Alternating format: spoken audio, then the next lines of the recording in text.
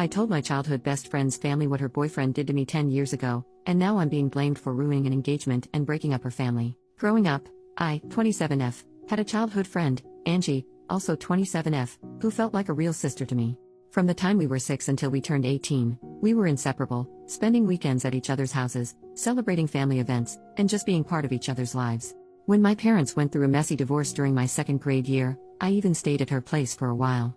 Angie, who's Russian, taught me some of her language, and I taught her a bit of Spanish. Her older brother and younger sister were like family to me. In our teenage years, she had 2 close male friends. She ended up dating one, and the other, Nico, 29 now, who is also Russian, became my boyfriend when I was 17. Growing up I had issues with a heart condition. I won't bore you with the details, but I had to take a lot of meds, but got healthier starting from 16. I didn't have to take them daily but only when my heart rate became irregular, but then immediately, as it would become extremely painful, my heart would cramp and I would start to hyperventilate. All my friends knew this, Nico included, and that I would black out if my meds got taken with alcohol. I didn't smoke much or drink much growing up as a result, since I was worried about my health and only did drink at home or in a safe setting. Legal drinking age is 16 here, and I only drank wine or beer if at all. I had my first time with Nico at 17, and when my parents stayed at a retreat 2 weeks later he came over to have a date night. I did drink 1 glass of wine, but started having health issues later resulting in me taking my meds and being unconscious. I was a bit sore the next morning but didn't think much about it. 2 weeks later I'm informing Nico that I'm late on my period and he starts to panic, confessing he made love with me while I was unconscious. We've made love before, so he didn't think much about it. Apparently he didn't have protection, but since I was on the pill he figured it was alright, and he also didn't finish in me, but in a tissue. I felt violated and disgusted by myself. I didn't know how to describe this and only told Angie about it. I was an utter mess for a few years, and wasn't able to be intimate again until 2 years later. I didn't remember any of it, but was too ashamed to go to my mom or anybody else. I didn't think of it as SA back then. I was too young to really understand what and how I was violated, and Angie told me it's alright, I should break up if I feel bad about it, but we were in a relationship, and we were intimate before. I broke up with him the following day, and apparently he cried about his broken heart to her. As Nico and Angie were close and hanging out together a lot, they started dating a few months afterwards, and I had to see him every time when visiting her. I told her I'm not able to see him, but she didn't understand where I'm coming from. The contact stopped and we haven't texted or seen each other in years. I still followed her and her family and saw that her brother is expecting his first child. As I was extremely close with her family, I just commented on the Instagram post expressing my gratitude when he reached out to me. I missed his wedding, but he wanted to ask if I would be interested in joining the baby shower, as it's been years and we've been extremely close before. He told me I was like a third little sister. I just asked if Nico will be attending as well, as Angie and him have been dating for 9 years now, and he said yes. I didn't elaborate much but just expressed that I'll send a small present, but won't be attending. He kept on pestering me what exactly happened all those years ago and why I'm not in their lives anymore. Angie told her family I'm not able to see her with an ex of mine, but her brother thought there's more behind it. This is when I think I could be the jerk. I told him the truth about what happened back then. And while I didn't know it at 17, I know now that this was SA and I named it as such. I didn't receive any message back from him, but a few days later Angie reached out to me. She was furious. Nico had planned to propose during the baby shower, but Angie's brother is against it now, having learned why I stopped the contact. She loves Nico and will stay with him, but by doing so, her brother said she is no longer a part of his life, as he doesn't want his little baby girl in the same family as a rapist. Since then I've been getting messages from old school acquaintances, telling me I should have ignored it, and not told anybody. Since I didn't speak up back then, I lost the right to do so now, and am a horrible person for ruining somebody's life over some stuff he did 10 years ago when he himself was a child as well. Should I have just stayed quiet and not spoke up about this? First update, 10 days later. First of all, I am immensely thankful for all the people who took the time to not only read through my story, but also comment. It gave me a little bit of hope of compassion for victims of SA and also the courage to not cave to the backlash I received. Mental update, reading all the messages defending my choices on speaking up made me realize how insecure I was on what I am allowed to do and how much I was trying to make it right to other people besides myself. This especially included Nico and Angie. All of you are right. If Nico had changed, he would have apologized, reached out, or tried to make amends in some way, either when word got to him from his brother-in-law or at some earlier point in his life. My former best friend Angie should have been able to feel some sort of compassion if she had any respect for me as a human being or the time we spend together. Her reaction showed that I shouldn't hesitate on my actions. I went to therapy from 21 onwards and thought I moved on from the rape as best as I could, but I realized how ashamed I still am almost 10 years later about an incident that wasn't my fault at all. I was ashamed to speak up back then and afraid that people around me would look differently at me. And somehow I still felt bad about speaking up today, so I'm trying to own what happened to me now and not apologize for other people's behaviors, especially as they don't even show me respect. What happened since then? I archived every nasty message I got on WhatsApp so I wouldn't have to read them, but would have the proof if needed at a later point. Angie's mom called me crying the following day of the incident. I shouldn't have answered the phone, but during the 10 years of friendship I saw her as an aunt, almost a second mom. She'd always joked that while her children would run around the house doing whatever, I would always take the time to drink a tea and talk with her, showing her more love and time than her actual children. While she said she's sorry for what has been and for what I went through as a child, she couldn't believe that I would ruin Angie's happiness over something like that. With Angie's brother refusing to have Nico as part of the family and Angie standing by Nico's side, it's divided their family and she is heartbroken. She has grown to love Nico like family as well and has known him for nothing more than a considerate young man who she knows will make her daughter happy. It wasn't nasty names or angry talk, just a heartbroken mother who faked to acknowledge my pain and saw the fault in me. Angie's mom tried to get me to apologize or to take it back, but I refused as I don't see the fault in me. With everything that has happened, I believe that Nico hasn't changed and is just hiding it better somehow. He can see how people are standing by him and supporting his behavior, so he won't have to change. And that is something I didn't want to indulge. Angie's mom not even once used the word rape, and I tried to correct her every time she talked about it, trying to name it for her to understand better, but she would just start sobbing more and it didn't make sense for us to continue to talk. Angie's mom used to be in contact with mine for some time, and she reached out to her after our talk. I was afraid that my mom would find out, since she's from a more conservative background. We had a long talk and I didn't get to see her physically yet, but she apologized for not being there for me or not making me feel like I can talk to her. I tried to calm her as best as I could, but when she asked me if my current partner knows I was used like that, I got angry. She was scared my partner would leave me if he found out, implying it was something that made me less precious or appealing. When she asked me to keep it a secret from our family abroad and in our country, I hung up. She was acting exactly the way I was afraid she would, as if it's something shameful.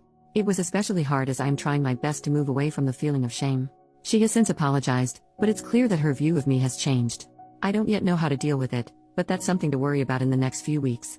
As some of you suggested, I wrote Angie's brother, Sven, again and apologized for the mess, but I'm glad that it is out in the open and how proud I am that he's not defending his family. I asked if his old email is still working as I would just send a gift card.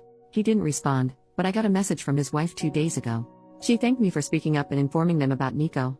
There were apparently a few moments that made her uncomfortable, some jokes Nico made, and in retrospective she can see why. Sven apparently informed her the moment he got my initial text, and both of them have since seen Angie but not Nico.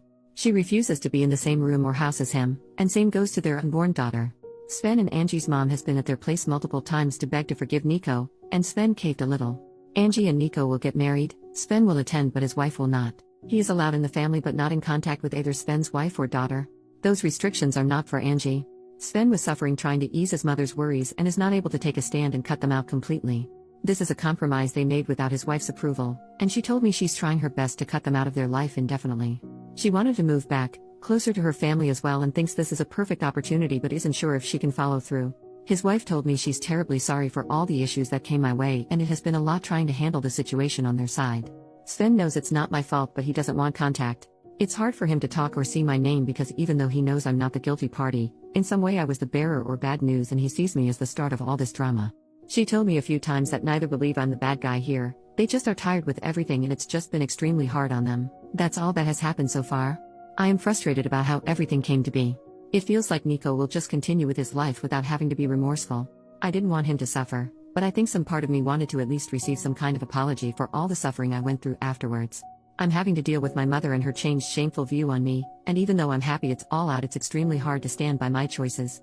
My partner and my best friends both have been my shoulder to cry on during this ordeal. Especially my best friend was enraged for me, and I am extremely grateful to have both by my side. Right now I'm just emotionally drained, but I'm sure it will be better once a few weeks passes. Second update 3 months later, posted 2 days ago. My first post was 3 months ago and this one will be my last update for now. It is not a good one, but I sincerely wish to leave it all behind me. That includes distancing myself from this Reddit account. These posts helped me let go of my anger, similar to a journal, and I am grateful for all the people who are enraged with me. I hope to open it again someday, with a final happy update, but for now every little pop-up is a reminder of the anxiety I am still dealing with, and I do not have the energy to deal with this topic outside of my therapy anymore. I work in a very specialized field. To get the proper qualification it takes on average 6 to 8 years, bachelor, master and then state bar to be allowed to practice. While it is not very competitive, not a lot of people choose this profession, and it is highly sought after. My current company paid for my master's and my extensive course as preparation for the bar exam, and I have been doing well there. My HR department called on me 2 months ago. Apparently they have been getting a lot of outside calls from Angie's mother and other relatives, saying I am involved in Amy 2 scandal and being a liability for the company as I don't have issues ruining the lives of men. How they could imagine this could change anything I do not understand. I work for a global company, They have counted on me for years. I never had any issues prior, and quite frankly, they do not care. However, they have been getting frustrated with the amount of calls and apparently even reached out to the police, and the calls have stopped since. Nonetheless, they reached out to me to check on my mental well-being, offering to give me paid leave till it settles a little bit, and offering company paid therapy. Therapy is covered by my country's health insurance, but it is tricky to get one without waiting time, but I already had my old one on retainer and started going right after the incident. They made it clear that they invested a good amount of money in me and do not wish to lose me. I was ashamed that this part of my private life slipped into my professional one.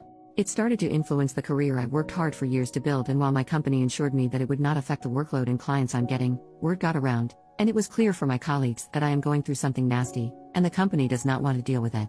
All this stress and anxiety led me to hyper-focus on my work. I took on whatever I could, paranoid that another call would come, and for whatever reason, the company would move me to a dead-end department where my career would basically be over. At the same time, I started looking into different companies who would be able to buy me out, as I am tied to my current company for 5 years after graduation. 3 more are left, and I got a management position in a rival company with a huge salary jump.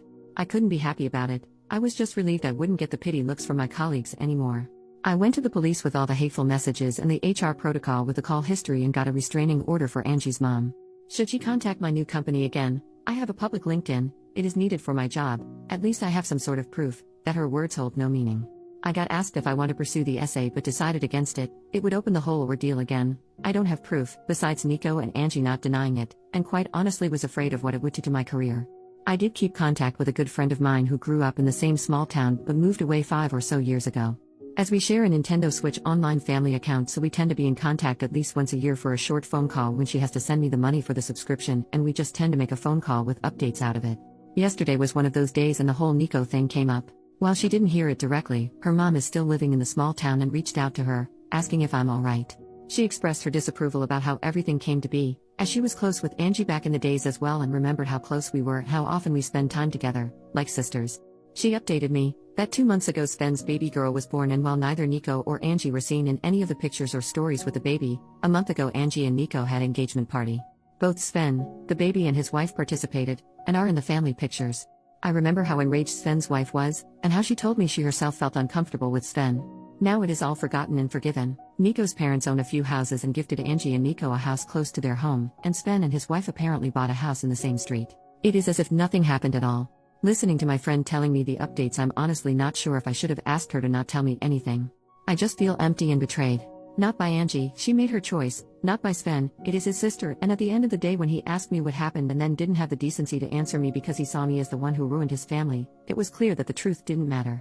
Not by Sven's wife, who has a baby girl, an innocent daughter who she should protect as a mother, even thought she told me she would do her best to keep her daughter away from Nico, but just by life. I fought to have it all behind me, just to have this old wound ripped open again 3 months ago when Sven kept plastering me. I got hate messages, but knowing that maybe someone would be hesitant towards Nico when he showed strange behavior made me feel like maybe I did right. Maybe by speaking up I helped a girl out to not be SA'd. My own mother was ashamed of what happened to me, told me I was to keep it quiet so my family abroad wouldn't get to hear it, just for it all to be all good again for Nico. After everything that happened these last 3 months, I truly understand why victims of SA chose not to speak up.